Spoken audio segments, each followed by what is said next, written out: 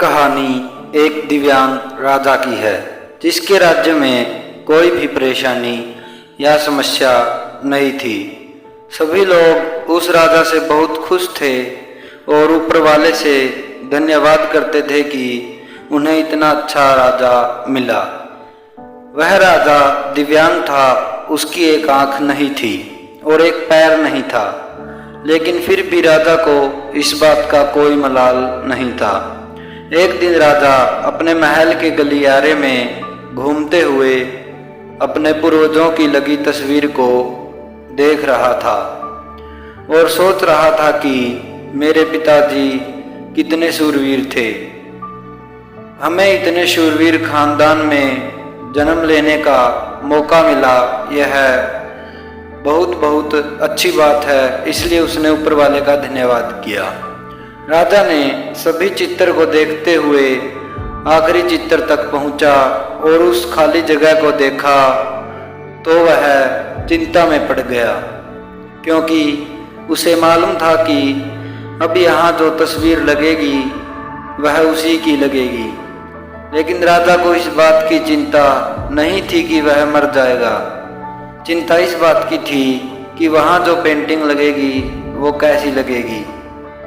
राजा का एक आंख और एक पाँव नहीं था, इसलिए वह चिंता में पड़ गया और सोचने लगा कि इस गलियारे में इतने शानदार पेंटिंग लगी है, लेकिन मेरी एक आंख और एक पैर न होने की वजह से मेरी ही तस्वीर सबसे खराब लगेगी और सबसे भद्दी लगेगी। राजा ने सोचा कि मेरे मरने के बाद पता नहीं कैसी पेंटिंग बनेगी, क्यों न मैं अपने जीते जी एक शानदार पेंटिंग बनवाऊं, ताकि मुझे ये सुकून मिल जाए कि मेरी यहाँ अच्छी पेंटिंग लगेगी। अब उस राज्य में ऐलान कर दिया गया कि सभी पेंटर्स को बुलाया जाए और कहा गया कि जो भी पेंटर राजा का शानदार पेंटिंग बनाएगा उसे शानदार इनाम मिलेगा। अब सभी पेंटर राज्य में आए और उन पेंटर को पता था कि अगर शानदार पेंटिंग बनाई तो शानदार इनाम मिलेगा, लेकिन जिस राजा की एक आंख और एक पैर नहीं है उसकी शानदार पेंटिंग कैसे बनेगी। पेंटर सोच रहे थे कि इनाम का तो पता नहीं, लेकिन अगर शानदार पेंटिंग नहीं बनी और राजा गुस्सा हो गया तो सजा मिलेगी। इसलिए बड़े बड़े चित्रकार भी आगे नहीं आए। तभी उनमें से एक लड़का बोला, राजा साहब, मैं आपकी पेंटिंग बनाना चाहता हूँ, मुझे 24 घंटे का वक्त दीजिए। अब सभी बड़े बड़े पेंटर हैरान हो गए कि ये लड़का क्या पेंटिंग बनाएगा, और अगर राजा को पेंटिंग पसंद नहीं आई तो इसे सजा जरूर मिलेगी। राजा बोला, ठीक है, आप बना करके आइए।